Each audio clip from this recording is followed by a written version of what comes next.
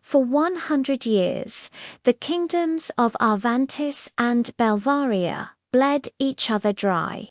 Their lands were soaked in the blood of generations born to the sound of cannons. Children learned to load rifles before they could even read. Every village along their border was a graveyard, every mountain peak a battlefield. Soldiers fought with a deep burning hatred in their hearts, but if you asked them why, they couldn't tell you. Ask a general, and he'd grimly say, "We fight because our fathers fought." Ask a historian, and he would whisper, "The true reason was lost to time." All the while, far away, the wealthy and powerful Sioux nation watched and smiled. Arvantis was famous for its iron mines and its powerful, unyielding infantry. Belvaria, on the other hand, boasted fertile plains and an air force that ruled the skies. Both kingdoms had once been rich and prosperous, their futures bright. That was until the first shots were fired a century ago. A century of whispered lies and manufactured hatred began. Both sides were led to believe the other had assassinated their royal ancestors. Both were convinced the other had stolen sacred land. Both accepted hatred as a sacred tradition. But none of it was ever proven. They were just stories, tales fed to them by the same hidden hand, Sioux Nation. While Arvantis and Belvaria tore each other apart, Sioux Nation grew into the world's richest country. Its factories roared day and night, churning out tanks, jets, missiles, and rifles. These weapons were sold to both warring kingdoms, often at double the market price. To Sioux Nation, war wasn't a tragedy. It was a business, a very, very profitable business. They didn't just sell weapons. They sold the conflict itself. Every bullet fired, every city burned, added another coin to their overflowing treasury. They fueled the fire from a safe distance, counting their profits while Arvantis and Belvaria counted their dead. Then came the 100th year of the war. A massive, brutal battle erupted near the river Nagas, a clash so devastating it left both nations reeling. Tens of thousands died. Entire cities were reduced to ash and rubble. The sheer scale of the loss shook both kings to their core. King Erasiam of Arvantis and King Valteris of Belvaria, rulers of two broken lands, began to question everything. Why were they still fighting? What was the real reason their people had suffered for a century? What had they lost that was worth such an unimaginable price? Independently and in secret, each king commanded his most trusted historians to scour the most ancient archives to find an answer. Any answer.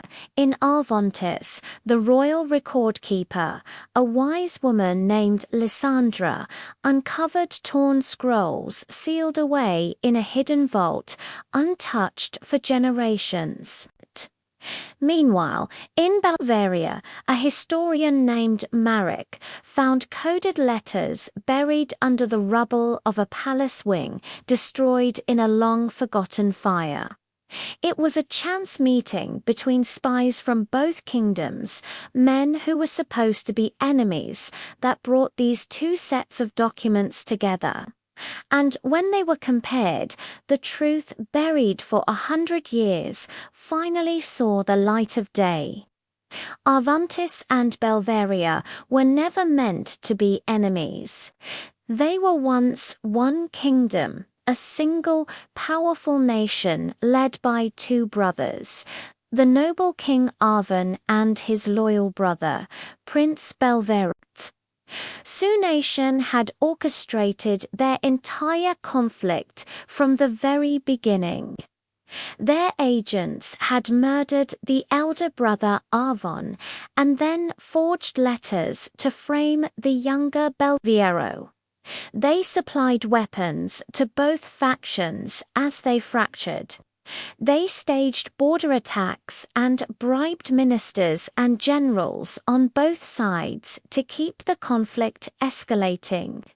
They spread lies and propaganda for decades, turning brother against brother, neighbor against neighbor. The war was never about land or revenge. It was a business operation, a grand performance staged by Su-Nation with Arvantis and Belvaria as their unwilling, tragic puppets. Chillingly, the records also revealed that the ancestors of both current kings had discovered this same truth decades earlier. But they were assassinated before they could ever reveal it, and the cycle of war continued. Under a cold, moonlit sky, amidst the skeletal ruins of a destroyed border town, the two kings finally met in secret. They brought no guards, no entourage. Both arrived cloaked in simple travelers' clothes, their crowns left behind. The silence of the ruins was broken only by the wind whistling through shattered buildings. With a voice trembling with a century of his people's grief, King Irazim of Arvantis spoke first. "Brother," he said, his voice heavy, "we were deceived." King Valterus of Belvaria nodded slowly, placing the decoded letters on a broken stone table between them. "And our people paid the price for our blindness." They talked for hours. They spoke of their ancestors, of the forged evidence, of the truth that had been systematically hidden from them for 100 years. As the moon climbed higher, they shared stories not of war, but of the kingdom that once was, a shared history they never knew they had. And then something miraculous happened. The two kings, whose families had been sworn enemies for a century, clasped each other's arms. It was the first gesture of peace between their nations in 100 years.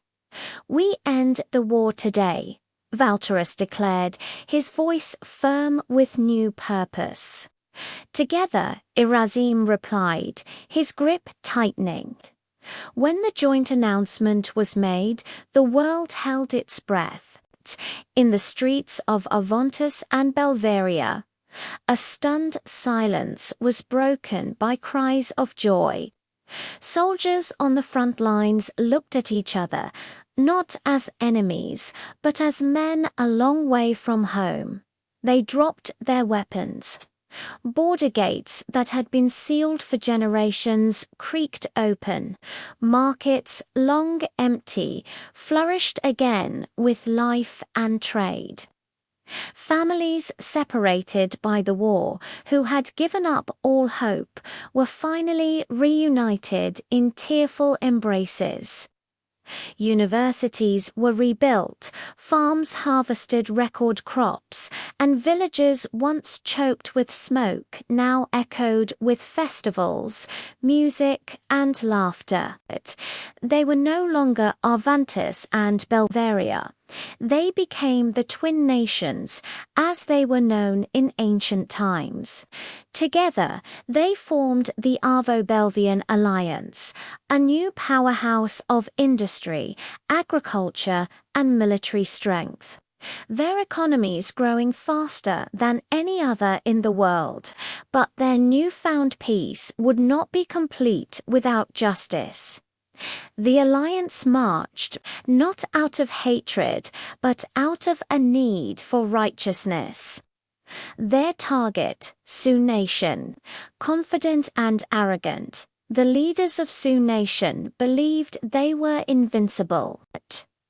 Their vast wealth and powerful weapons industries had built an empire founded on the suffering of others. They were used to pulling the strings, to controlling nations like puppets. But they had made a fatal miscalculation. They had underestimated the power of unity. The twin nations attacked as one. Arvantis struck from the north with its unstoppable armies. Belvaria descended from the east with its legendary air force. Together, they were a force of nature. They cut off supply routes, overwhelmed the factories that had fueled a century of bloodshed, and systematically defeated the once mighty Sioux army.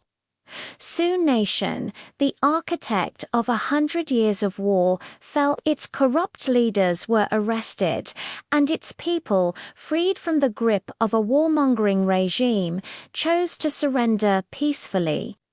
In the peace treaty that followed, the Arvo-Belvian alliance made a wise and compassionate decision. They divided the territory of Sioux Nation into two parts.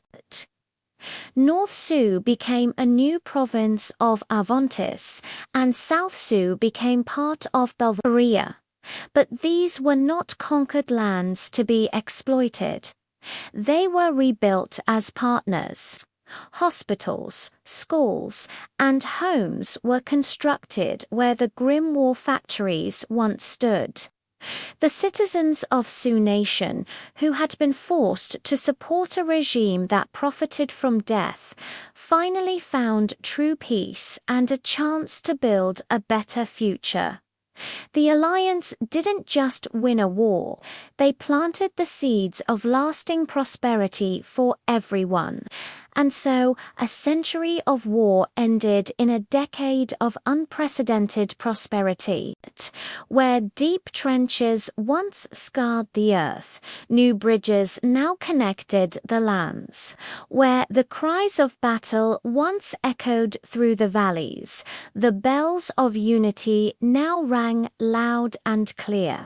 Arvantis and Belvaria, the twin nations reborn, became a powerful symbol to the rest of the world, a testament that nations are strongest not when they fight, but when they stand together.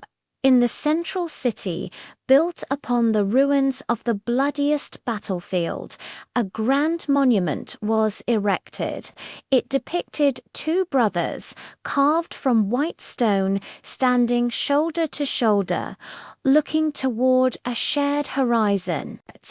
And at its base, an inscription was carved for all future generations to read.